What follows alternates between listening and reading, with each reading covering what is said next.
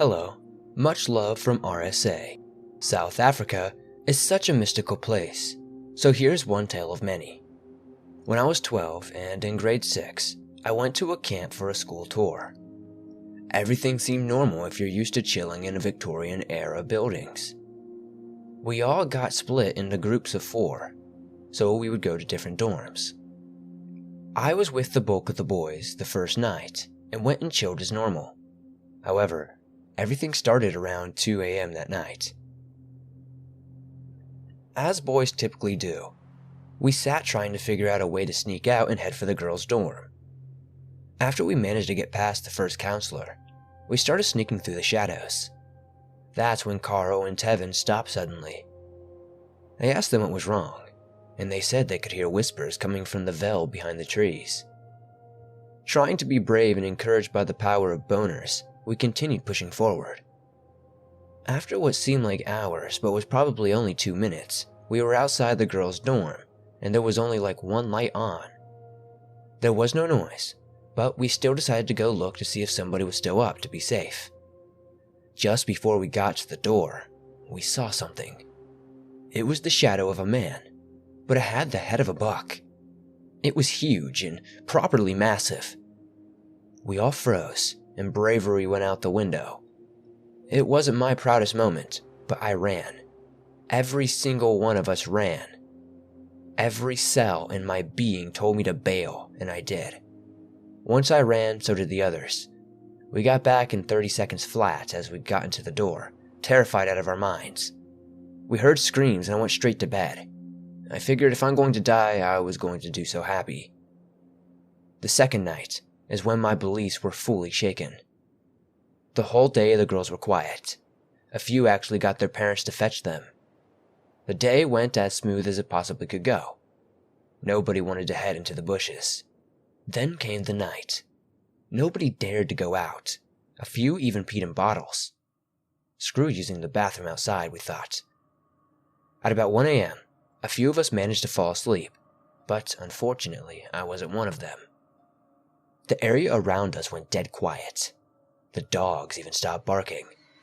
It was like the world hit mute. Then, one noise broke the silence.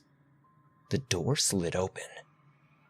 I slowly looked up, hoping it would be a counselor, but it was that thing in our dorm. It just stood there. I couldn't even see its eyes. It was just a buckhead. It was darker than the shadows in the night. That's how we spotted it in the dark. I was staring at it, too scared to look away, tears running down my eyes when I heard the only noise apart from my heart pounding. The sound of the guy next to me, crying in this anticlimactic way. The sounds of whatever this creature was, walking away, started to emanate.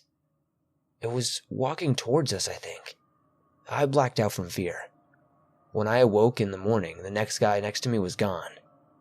They said he left during the night, but we all left that day. The tour ended a week early. I only saw him again a week later, and he left school. I do not know what I saw, but I will never, ever forget it.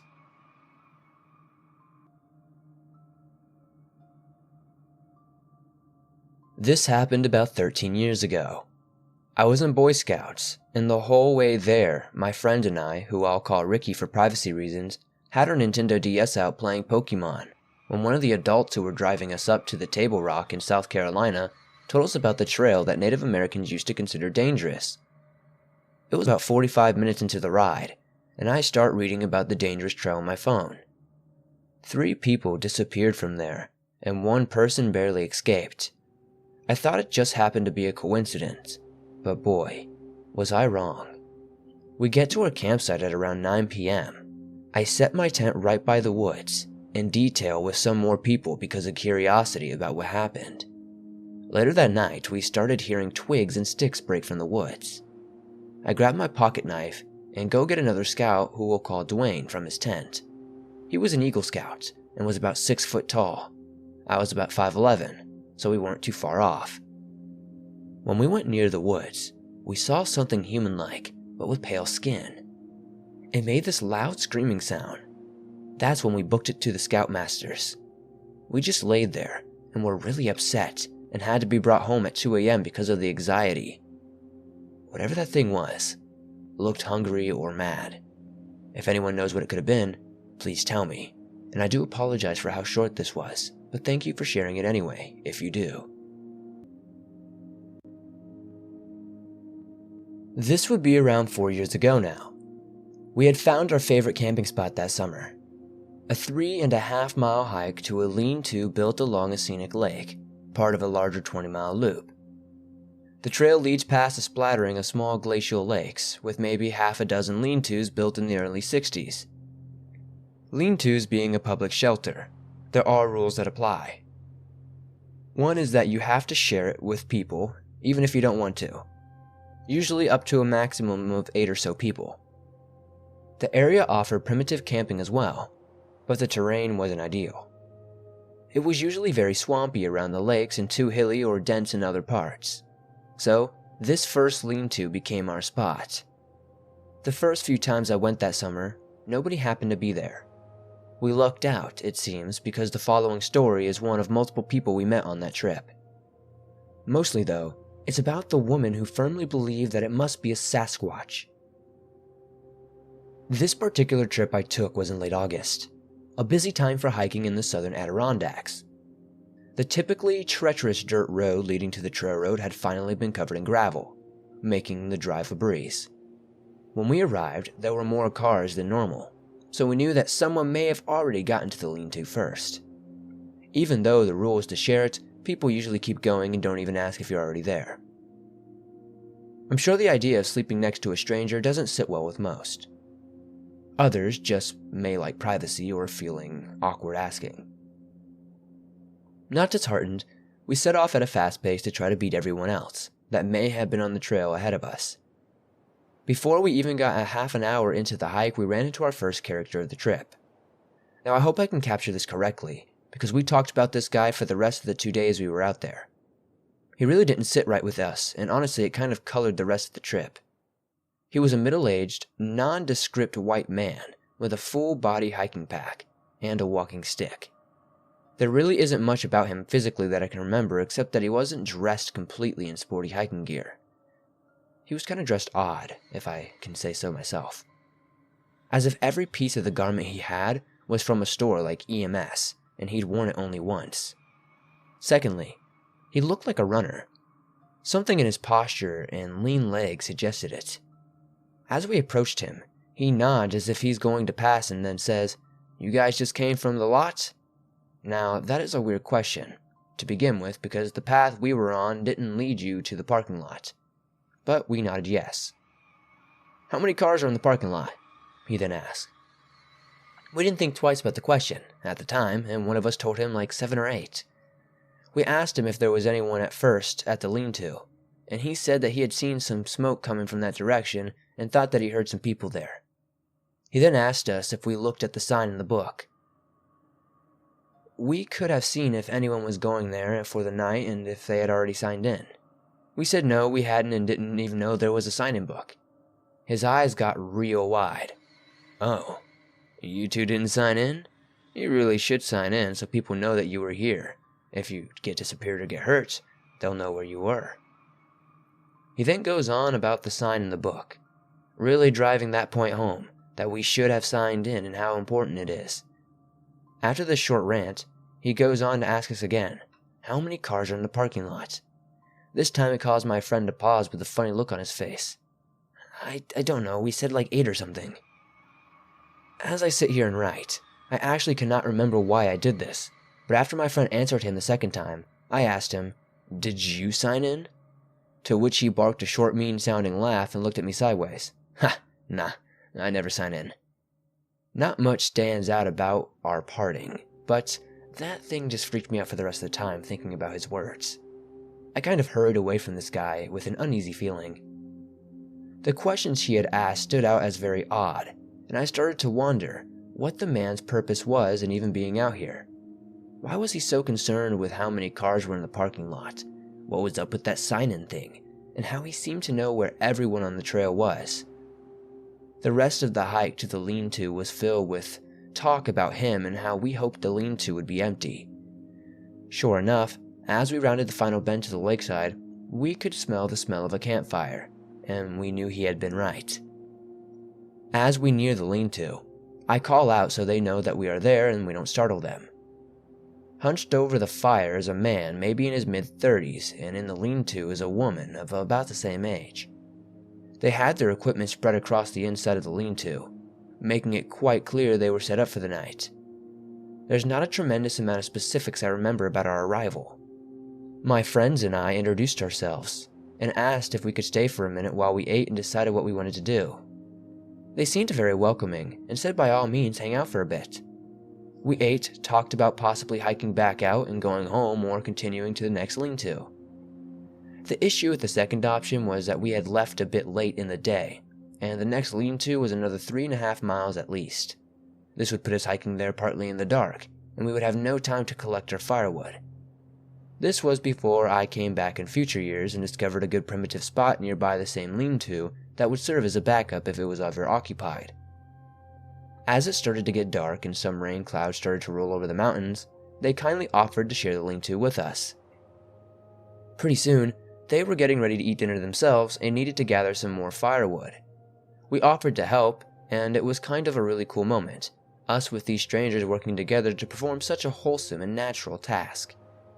As we worked, we small-talked and got to know each other a bit more. One thing immediately noted during this time, though, was how guarded they both seemed. Both of them seemed really uneasy around us, though the talk was light and casual. Maybe they figured us being two young guys coming out of the spot in the middle of the woods we were up to no good, but that could be further from the truth. Whatever it was, it drove the woman to turn to us at one point and say, "Just so you two know, I have a handgun on me." Right away, I took it as she was being responsible and didn't want us to get freaked out if we saw it, so I said lightly that I was into guns too and asked if I could check it out. She took it out and showed it to me. Honestly, I don't even remember what it was. What I do remember is that she then went on to eat dinner and didn't put it away, just rested it on her lap as she ate. Thinking that was a bit odd, I assumed that she would put it away at some point. After their dinner, the boyfriend asked if we wanted a drink. They brought out a bottle of whiskey. I'm excited because maybe they can finally loosen up a bit. Maybe we could relax and have a good night instead of this weird tension. A few drinks in, I realize that the girlfriend still has the handgun out. Not only that, but she's holding it as she remembers it's a gun. Not only that, but she's holding it as if she doesn't even remember it's a gun. As we talk, she's gesturing with her hands, waving it about. When she isn't animated, she just holds it loosely, letting it dangle between her legs as she drinks with her other hand. Over time, I start paying attention to her and the gun more than anything else, trying to make out whether she has her finger on the trigger. Dropping small social hints that we were uncomfortable. Looking back, I do ask myself why we stayed, and why we didn't just say, "Hey, you don't have to have that gun out the whole night." I guess maybe I sensed that she was a bit erratic and didn't want to upset her. I also kept doubting that it was on purpose and maybe she was just really irresponsible. Because other than that, everything else felt normal. Either way, both my friend and I quietly got more worried as she swung her pistol all over the campground. Half a bottle of whiskey later, I could feel myself getting tired. The talk had largely faded out and the four of us had resigned to silently staring at the fire and occasionally asking for the bottle. Suddenly, there was a tremendous splash in the lake right next to us. It sounded like somebody had jumped in. It was so loud. It startled all four of us, and we sat up instantly. We were listening intently. Another splash followed, but the complete opposite side of us. Same sound, a huge crash as if somebody had jumped in. We quickly started speculating what it could be. Frogs were my guess. There are large bullfrogs out there that will jump into the lake and sound like a freaking boulder while doing so. "It was Sasquatch," the lady blurts out. We laugh and say, "Yeah, sure," but she insists. Sasquatches roam the area, she says. Their favorite thing to do is throw rocks in the lakes to scare people. My friend and I laugh again, still expecting her to laugh with us, but she stays stone-faced and goes into a full rant on the local Sasquatch. The talk dies down after a few minutes and we all fall silent once more. A third splash goes off, this time around the original spot. We all look around at each other, and after a moment she says, I'm gonna let off a few shots to scare it. And before anyone could respond, she quickly proceeded to empty her entire magazine into the darkness. I was sitting next to her and far enough forward that I could feel the change of the air pressure from the pistol shots. We slept with them that night in the lean-to. Even when she laid down, she had the pistol, had it right next to her left hand. I was laying at her feet. I kept thinking to myself as I drifted off that she could wake up in the middle of the night and shoot us both in the head, and that would be that. I still went to sleep though, waking up to them packing up their stuff and heading out early. Had a good sleep too. It was a pretty creepy time. Thanks for sharing my story.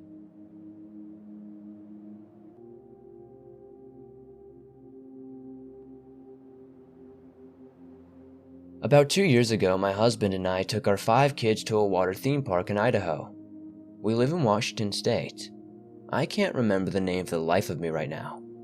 We borrowed my dad's trailer and truck and thought it would be less expensive and more fun if we camped at a campground down the road than the one made for the park.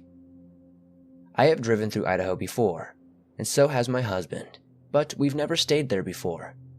To preface my experience, I have had nightmares on occasion where I felt like something was trying to possess me, and I always end up reciting the Lord's Prayer or yelling Jesus is my savior. I'll be honest, it takes a couple of tries and I always have my husband wake up because I am screaming. I regularly pray for protection, wear protective crystals, and ask my guardians for protection. I feel as though because I regularly research and read into the paranormal, it's best to take precautions. So, here we are at this campground. The first night, everything was great. Nothing happened. The next day, we take the kids to the park, spend all day there, and come back to cook dinner and get ready for bed. I also must say, while I have read a lot about sleep paralysis, I have never experienced it until this night, and have not since. Once we were all in bed, I start to fall asleep. While asleep, I feel awake. I can see the trailer around me in kind of what feels like a blur, but I am unable to shout, scream, or even move. I look to the end of my bed and see what looks like a short 4-foot or so demon-like thing. In my head, it feels like it's a native of some kind, but it has horns and it is difficult to make out its face, and it's just terrifying. All of a sudden, I feel my husband grab my arm and I'm awake. He says, "You were screaming, are you okay?" I told him I was fine and tried to go back to sleep, but the same thing happened again. Except this time, the demon was closer to me. I remember in my head shouting, "Jesus is my savior, go away." But he wouldn't. I remember trying to scream for my husband, but I couldn't. Then once again, my husband grabs my arm and wakes me up saying I'm still screaming. At this point, I still told him I was fine. I attempted to sleep once more, and the same thing happened again and again. The demon thing was getting closer every time I went to sleep. No matter what I tried, he wouldn't leave, and again my husband would wake me up. This time I told him what was going on. He said he was sorry. This time, I didn't try to fall back asleep. I wrapped up as much of him around me as I could, and desperately tried not to sleep. I felt like something was trying to pull me to sleep, but I fought it. Next thing I know, I woke up the next morning and told my husband the entire story. I have never researched the area, and I can't remember the name of the campground. Because I was so terrified, I haven't really shared this story until recently. Thank you, Swamp Dweller, for giving me an area to do so.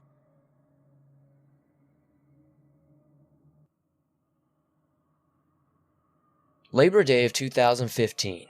My mother, my wife, and 3 children, and I, went to a very remote cabin that we rented out. It was an old fire watchman station or something of the sort, so it had the cabin and 3 other sheds and shops.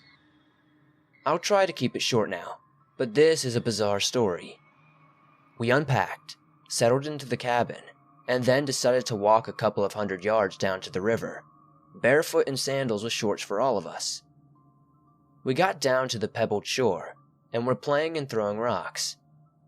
Suddenly I realized there were about 1-foot snakes everywhere. My wife, Mom, and I yanked up the 3 kids and boogied off. After reaching a safe distance from them, I went back with a water bottle and caught one of them to see what it was. Turns out, they were in a nest of diamondback rattlesnakes. If one of those things had latched onto one of my kids, they would have died. We were about 3 hours away from any medical facility. We got back to the cabin and my mom and I went for a hike and walk alone while my wife calmed the kiddos down and fed them lunch.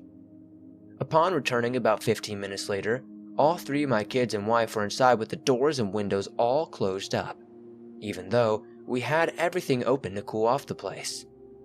We went inside to hear all 4 of them start yelling about a bear that was about 150 yards away from the cabin, huffing and puffing at my wife and kids on the front porch, eating. It was down by the river, another 30 yards or so down the hill. He poked his head up. A few hours go by, and in that time, an ATV passed by 3 times, with 2 inbred-looking freaks on it. And each time they stopped in the front of the gate onto the property and stared at us in our cabin.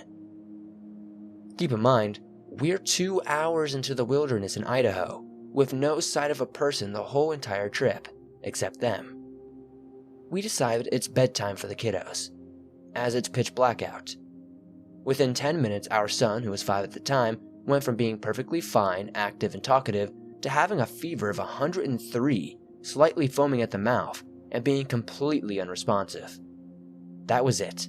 We were leaving immediately and going to seek medical attention. I opened the front door and start loading everything into the 2 cars, by the light of the front porch bulb and the headlights of the cars, which are both parked facing the gate.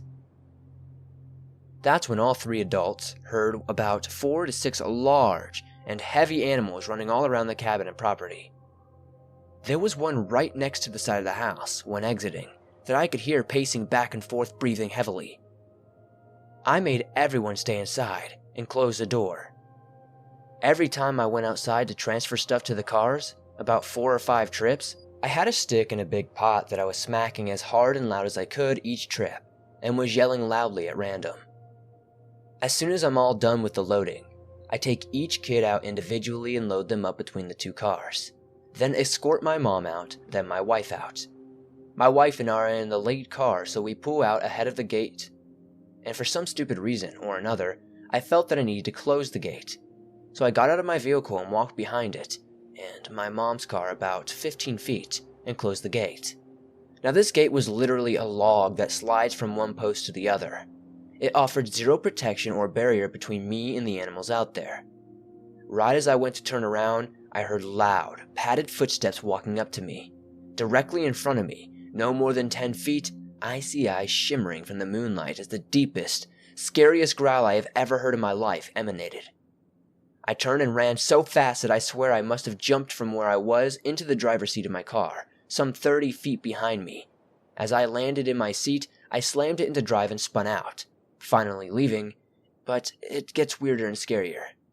About 15 minutes down the road, we were still panicking about our unresponsive son, and we both kept having this horrible, evil feeling like the shadow was over us or something. I looked down and realized I still had that baby rattlesnake in the water bottle, in the cup holder, so I grabbed it and threw it out the window immediately. Not even 2 minutes later, we hear our son softly crying. We realize he's responsive, and he stated something along the lines of, "Why are we leaving? What's going on?" He was crying because he was sad to leave. He couldn't remember the last hour or so. Quick backstory for what's next. My mother was about 58 years old at the time. She had been a Jehovah's Witness my whole life, plus many more years beforehand. And she is the last person in the entire world to believe in signs, evil spirits, omens, etc. The next day my mom broke down extremely sad, sobbing her eyes out, hardly able to talk.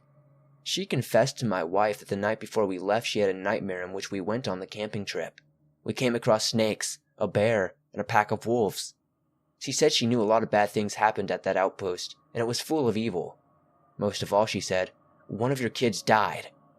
I swear on my life, to this very day, if I ask her who died and how it happened, she immediately starts crying and refuses to tell me or anyone. She lives her life now with the guilt that she was willingly ignoring that nightmare and put us in a situation, nearly taking one of her dear grandkids away from this world. She doesn't deserve to feel like that. I know this sounds all crazy, but a week later, on the local news, there were reports of a wolf pack in that area. Wolves and bears do not coexist in harmony, but, as far as I know, they do share territories and do respect each other from time to time. This outpost station of sorts was about 1.5 hours into the wilderness from Loman Banks, Idaho, if you want to verify the animals actually exist around there.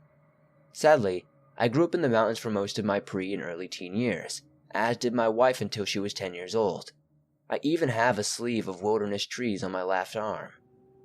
With that said, we don't care to go into the mountains anymore, and we definitely don't camp.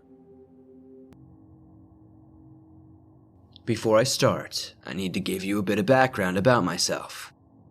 I'm not willing to give out my name, or the county here, but I live in Colorado. I'm posting this simply because I'm not absolutely sure what is happening. This happened when I was 6, but now I am at least 5 years older. Our family was taking a trip up the mountains, specifically in a cabin owned by my aunt. Near this cabin was a discontinued railroad project, which even tunneled through a mountain. When this happened, it was the near end of the winter months. The result was me spending much more time researching cryptids. Alright, now to the actual story. The entire day had felt off to me. We went on a hike, and I couldn't hear any birds or animals. And when we were turning around, I started getting excited because I smelled something coppery and thought it might be copper. And the only thing that deterred me is that it felt like something was watching me. I also had this feeling in the pit of my stomach that if I went to go find it, I probably just wouldn't come back. For me, it was like a sixth sense. I just felt it. I don't know what I would do if I didn't feel that. I didn't think it was blood or anything related, but I felt it wasn't safe to chase the smell. This hike was to the eastern entrance of the discontinued railroad tunnel. Then, back to the cabin. My parents wouldn't let me go in the tunnel whatsoever. As in, the second I stepped within 10 feet, they were getting uneasy and were telling me to get away from there, that rocks might fall. They weren't looking at me. They were staring at a pile of rocks taller than the others, illuminated by the light from the other side. The walk back was tense and quiet. I was the only one trying to initiate conversation. As we were leaving the edge, is when I smelled the copper. As we walked back, my dad kept glancing behind us at random intervals. It was only that night that I actually noticed anything while I was there. There was one bedroom, perfect for a family of 4, but it had only one window. I never trusted that window, and I was right not to. That night, my parents were up much longer than usual, but stayed silent.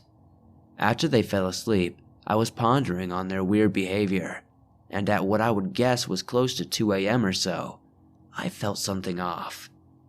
The room cooled down, and I felt horribly cold for a moment.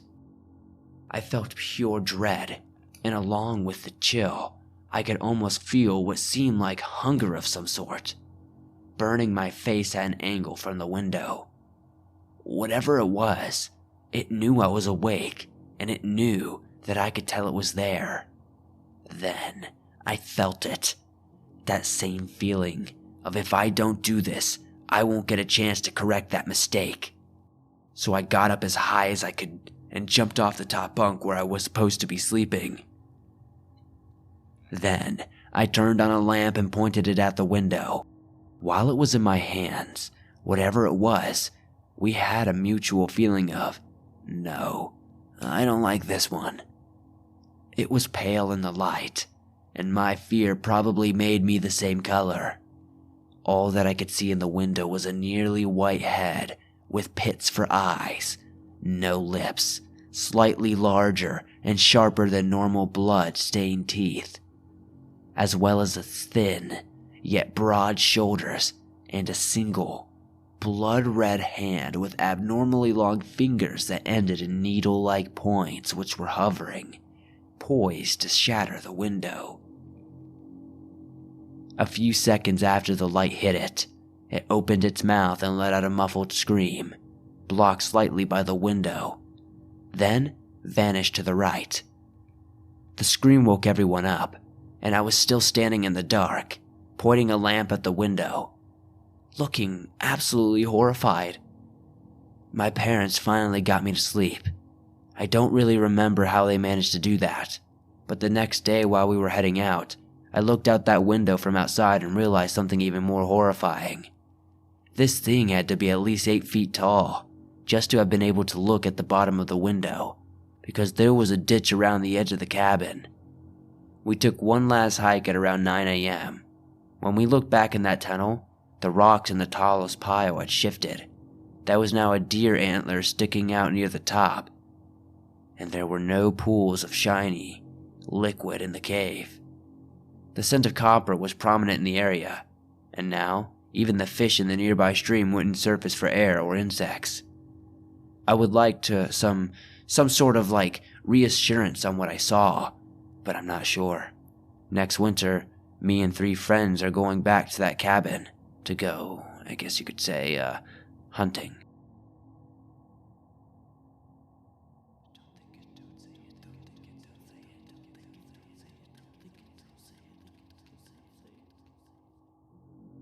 This is a story from Africa, and most likely the only Skinwalker story from Africa. My uncle, cousin, and I try to go to mana pools often as we can, as we don't like the generic game parks, such as the Kruger National Park in South Africa. All the tourists go there, and it's always packed. Plastic and fake with all the fences, it makes us feel caged. Now, we all have been going into the bush for years, and have most likely been out there for months or years without giving it much thought. Just too bad we have lives and work. The bush is our home away from home. Mana Pools, Zimbabwe, though, is special in its own. You have lions and elephants walking through your camp. There are cabins as well, but we like the campsites. This one time, we had a Nile crocodile take a zebra not more than 20 meters from our campsite. Yes, it's the real Africa, and not Africa you're shown in your local travel guides. So, this happened when we took our friends from the States to show them the real bush. I, as always, took my hammock and my .375 rifle and Colt 1911 handgun. I still need to protect myself from the hippos and stuff. Once we got there to the campsite and we had to set up, I went for a walk looking for Abbey tracks for our friends from across the Great Lake.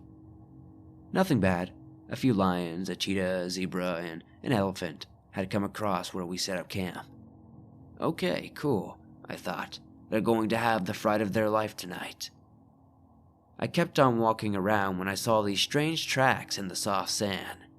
Maybe about 30 centimeters long by 15 wide, looking almost human, but with cat-like imprints.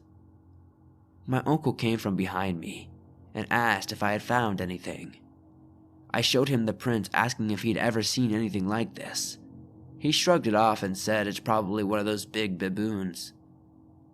We laughed and walked back to the camp. The week was pretty uneventful. We saw some guys downriver fishing. Remember, that will be important. They were so far from us we didn't bother. About 5 days in, I went paddling downriver to find a good fishing site. Drifting down, I saw some hippos and some lions on the riverbank. They didn't look right though, almost like they were scared. I thought this was odd. This isn't normal behavior for them. I ended up where we saw the other camp. I paddled ashore. The guy who greeted me seemed shaken. I jokingly asked if this was their first time out here. He said yes, and they were leaving tomorrow when they get their car fixed. Something about an animal wrecking the engine. I said I'm sorry and asked him if the fish were biting here. He looked at me pale and said it's time to leave. The way he looked at me and said, "Yeah, mana isn't for everyone. You never know what's around you," just sent shivers down my spine. When I got back to the camp, I was telling my uncle what happened, and he seemed a little perplexed but tried to reassure me that, some people just aren't built for this kind of stuff. I jumped into the truck to go on a game drive, taking my friends along with me. My friend's sister is quite uptight and is scared. I'm saying don't panic. If you see one of us panic, then get scared. She laughs and we carry on. We carry on talking and she asked if it was her last night that she was dreaming or did she really see a big animal outside. I said most likely, as we are in the bush, that it was probably a big animal, but I told her not to worry as we have guns that can take down most things. Night came, and we were all around the campfire telling scary stories of the bush monsters of Africa. I noticed that people downriver are running around frantically. I stop the stories and say, "Hey guys, watch closely." I looked through my scope and what I saw, however, will forever haunt me. This beast was about 3 to 4 meters tall, tearing the guy I spoke to that morning. Another beast eating what seemed to be a human torso. I put my rifle down slowly. I said calmly that we need to go. Looking at my uncle and my cousin, they saw the fear in my eyes. My uncle grabbed my rifle and looked through my scope. I heard him saying, "What in God's name?" I remember thinking these things haven't seen us. That's why we are still alive. Our friends suddenly catch on and see the fear my uncle and I are caught by. My friend's sister looks through her camera and screams. A few seconds later she says with a scrappy voice, "It's looking at us." Suddenly the fear washes over me. I turn around and see my uncle loading stuff into the truck. My cousin and friends are running around grabbing stuff. Within minutes everything was mostly packed when we heard a branch break. The only sound we had heard. I stand dead still. Everyone else freezes on the spot, listening. The river was to our backs. I slowly gestured to everyone to get to the river, onto the canyons. The only thing I thought of what could save us were the crocs and hippos. We all slipped down the riverbank while these things were just outside of the light of the fire. All of a sudden this thing cries out like a hippo had been eaten alive while giving birth. Going on for what seemed like forever, we managed to get into the boats and softly paddle away from the bank. What we saw standing on top of the riverbank's clear and in full view can't be described. Blood running from its mouth. My cousin shot at it. It seemed like it didn't even feel it. It stood there tall, pacing up and down the riverbank for the night. We couldn't sleep. Daybreak came and that thing walked back into the bush. The park rangers saw us on the boat and were worried that we were poachers. It was a relief to see other humans. Guns were drawn on us and we explained it all. The police said we were the only people in the park camping. We went to the other campsite and it was empty, other than those strange tracks. It's gotten me thinking, are the rangers feeding this thing? Or don't they care? Or are they covering it up? Or what's happening? I never heard anything of those other campers. One thing, I'll never go to the same part of that park. I still go to the park itself, however, I know it's watching me. And next time we meet, I'm going to try to take it home, dead.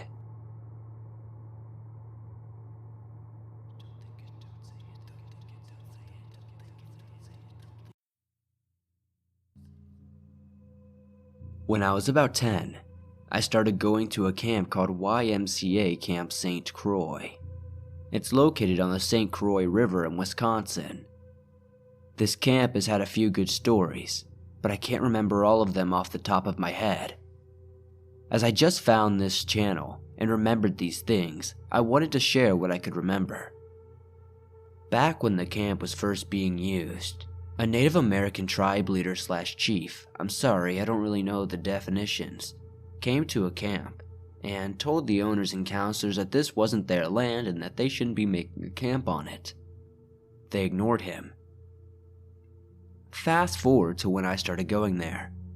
There were a few old stories passed down about old counselors and stuff from years before. Even a really scary one that doesn't really have anything to do with skinwalkers. I might share it later. Anyway, one of the stories is of the Slender Man or Shadow Man, because Slender was really popular around this time. They said they were long, skinny black figures in the woods that screeched or something. One day, a group of 5 to 7 kids and a well-known counselor went out to the woods and came back scared pretty bad. These kids all said the reasonably same thing. They said there were some black figures in the trees of the woods. They were there, pretty close to them, and suddenly they noticed a large man shape. One flew over their heads, and the ground shook like it was an airplane. Nobody really believed them, including myself at first. But I happened to be really good friends with the counselor who was with them because I had been going to this camp for a long time. He told me the same thing as the kids did, but with a little more detail, such as the thing flying above being man-shaped. He began to tell me that he saw these grotesque people in shadows in the woods sometimes. I asked him more about the people, not the shadows, and he explained that he would see them out of the corner of his eyes for only a split second. I remembered hearing about skinwalkers and told him about them. When we went to bed, we all brushed them off. A few days later, my group and some voyagers went on a canoe trip to a campsite where we would stay for 2 nights. On the second night, me and 2 other kids were on our way to the outhouse, which was on a gravel path, when I saw it. Him? I only really think of it as a man, not the man or cryptid, just man. We all stopped and stared, and it stared back. It was so obviously not a human that it left a sinking feeling in my stomach. I don't think I've ever felt so scared. Then, just as fast as it was there, it was gone. Maybe it was a deer standing on its hind legs in the dark or just another camper. But when I think about it, it's just kind of a missing space in my memory, or a cutout where man should be. We didn't sleep that night, but one of the kids that were with me needed to use the bathroom, so he just kept walking towards the outhouse and went. When I got back from camp, I got very scared whenever I thought about skinwalkers. Because I thought if I thought about them, then maybe they would come and try to get me or something. The more I thought about it, the thing that I saw seems more to be like the shadow people and the older counselors and kids talked about. When I think about that moment now, I don't feel scared, but instead this peace or serenity, because for some reason, I don't think whatever it was wanted to harm us or scare us. That's why I think it may be a ghost or some sort of ancestor that got left behind. I think what I saw could be a skinwalker, but it could be something else. I have a sense that it could be something along those lines. I don't know. I thought the best place to share this would be here on this show, since you share so many odd stories like this. You seem to know a lot about Native American beliefs, and may be able to help me figure out what I saw. You might be able to at least find a connection between the tribe leader and chief and the shadow people, and this creature of sorts. Thank you for sharing my story.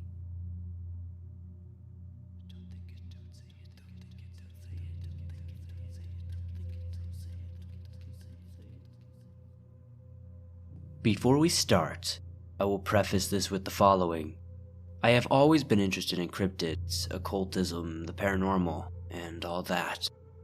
But until about 2 years ago, I was skeptical about it. About 2 years ago, I started to really look into this stuff with a friend called Z. They had a lot of luck with that kind of stuff. I have experienced a lot since then, including the story that I'm going to share with you. I have continued to delve into the unknown. One final note. I'm not ingrained in the culture much anymore, but I am about 1/3 to 1/4 native, though not Navajo. Now, about a year ago, I and my friends had decided to go camping up in northern Arizona near Flagstaff. We chose this spot because we all wanted to escape the hell that is the rest of Arizona's weather. Originally, the plan involved more people, but by the time we actually left, we were down to me, my friend Z, V, and P. This worked out though, as it meant we could just take one car, something that may have saved us that weekend. Now, we are by no means experienced campers or anything, but we had the basics. A tent, flashlights, fire starters, and I had my Mosin Nagant.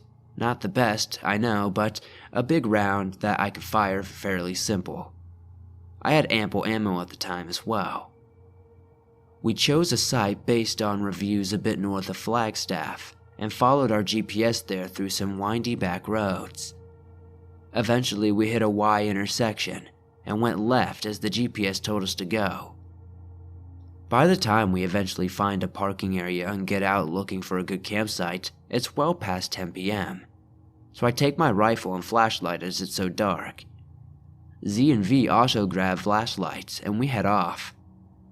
We trek through the woods for about 15 minutes, looking for a good place, but to no avail. We were all feeling tense as we searched. Something felt off, and we all vocalized it, almost like we were being watched. We start to head back through a clearing we passed to the car, but about 3/4 of the way through, I ask Z a question and get no response. Finding this particularly odd, I turn around to find him about halfway back in the field watching behind us, shuffling in place like he wanted to walk back from where he just came from. I called out to him, and he snaps out of it and swears he only looked back for a second and catches back up with us. Now, before you say that it tried to get him with some sort of mind power, I doubt this because of what happens later, and that he has acted completely normal and looked normal ever since. We get back to the car without anything else happening, and decided maybe we should have taken the right path at the Y instead, so we drive back. We arrived at the Y, and take the right path this time, but get a whopping 30 feet before we stop. There's a ditch in the road, and we aren't sure if the car can make it over, so Z gets out to check. It takes him less than a minute to figure out that it couldn't, and walks up to the driver's side window to tell us. It's only after saying the car can't that he freezes in his tracks and starts to stare behind the car. He simply says, "Look," in a hurried voice. We all contort ourselves around the car, looking through the mirrors in the back window, but we all see it. A tall figure, easily 8 to 9 feet tall, standing beside a tree, watching us. Once confirmed, Z isn't just seeing things. He basically vaults over the car and dives into the back seat, slamming the door behind. During the commotion, we lose sight of the thing for a moment, and by the time we look back it's still there, but in a different stance, just stalking us. We quickly get a flashlight out of the sunroof while I rapidly load my rifle. During this time it moves again, slightly deeper into the tree line. But it's still watching us. We are stuck in a staring match for what feels like forever, as we are too concerned backing up will make it strike, and currently it isn't for whatever reason. Eventually something broke our line of sight with it. I can't quite recall what. I believe I was trying to get people to move so I can line up a shot through the back window, but I can't be sure. And knowing what I do know now, it probably wouldn't have done much of anything.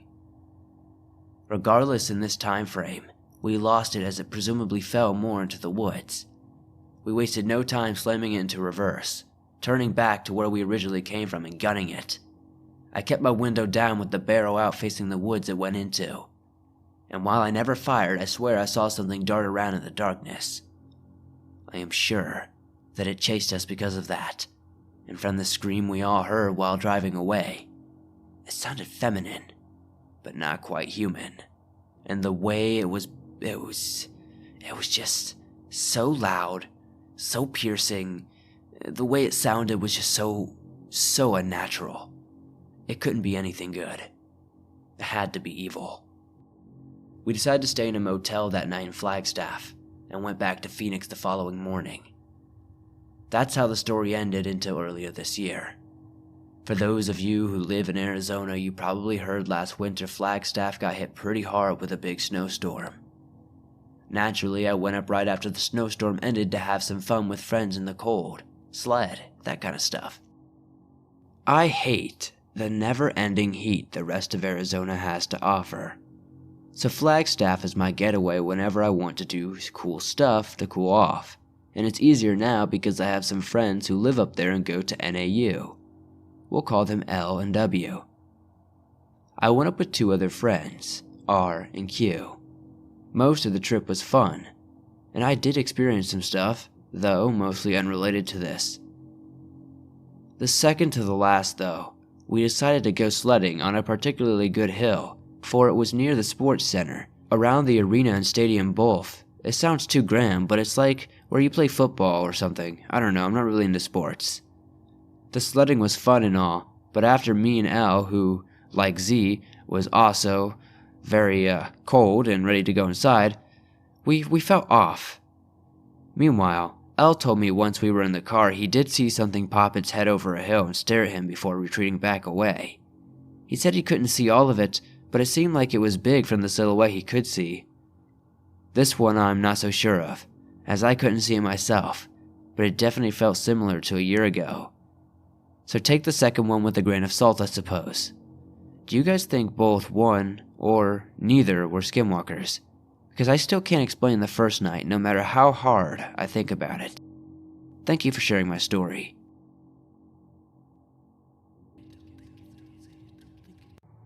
Hey Swamp, this is a bit shorter than most stories you read, but a very interesting skinwalker story.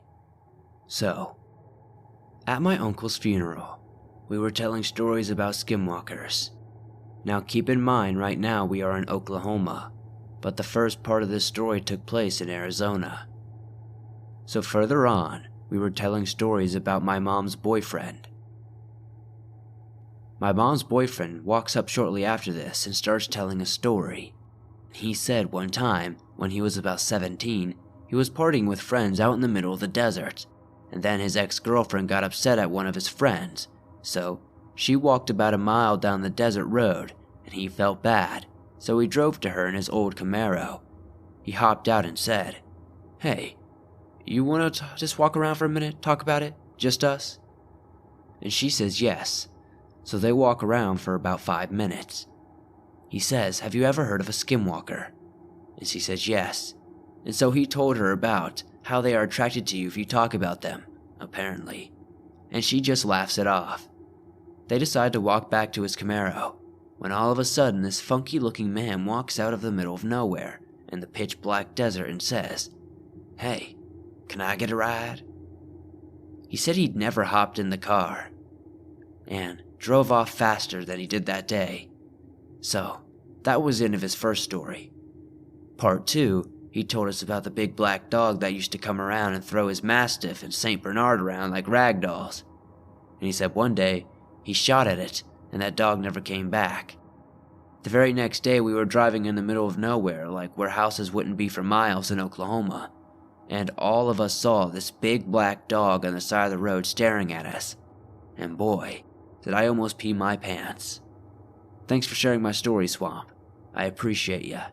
If any of you guys know what this could be, please let me know in the comments.